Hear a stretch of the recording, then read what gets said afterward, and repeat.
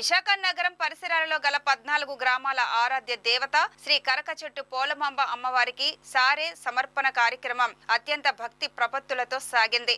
ఆషాఢ మాసం సందర్భంగా వందలాది మంది మహిళలు పండ్లు, పలహారాలు, పిండి వంటలతో కూడిన సారెను అమ్మవారికి సమర్పించారు. బాజా భజంత్రీలు, బాణాసంచా కాల్పులతో పాటు సాంస్కృతిక కార్యక్రమాలు భక్తులను అలరించాయి. ముఖ్యంగా మహిళలు ప్రదర్శించిన చిడతల కార్యక్రమం ఆకట్టుకుంది.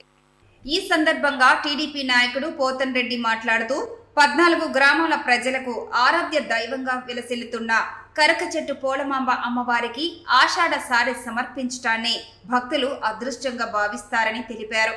ఆయా ప్రాంతాల ప్రజలతో పాటు అమ్మవారిని నిత్యం సేవించే మధ్య కుటుంబీకులు సారెను సమర్పిస్తారని వెల్లడించారు. కోరిన కోరికలు తీర్చే చల్లని తల్లి ఆశీస్సుల కోసం భక్తులు భారీగా తరలివస్తారని తెలిపారు.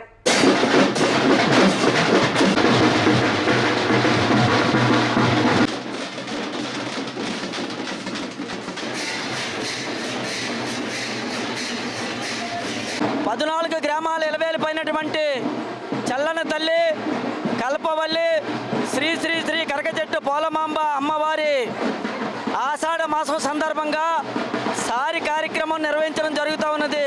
అమ్మవారి కోరిన కోరికలు తీర్చే కల్పవల్లిగా 14 గ్రామాలు ఎలవేల్పుగా ఉన్నటువంటి ఆ తల్లి కోరిన కోరికలు తీరుస్తాదనే ఉద్దేశంతో మరి భక్తులందరూ కూడా వారికి తోచినటువంటి విధంగా పళ్ళు, పలహారాలు, స్వీట్లతో అమ్మవారికి సారి కార్యక్రమం అత్యంత వైభవంగా నిర్వహించడం జరుగుతూ ఉన్నది.